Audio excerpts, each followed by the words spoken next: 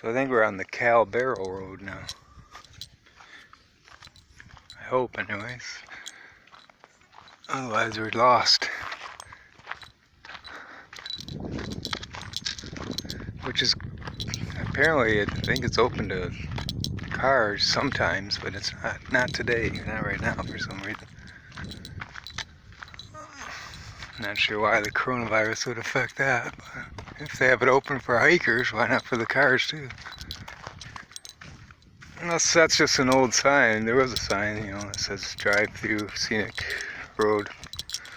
Maybe it's permanently closed now for cars.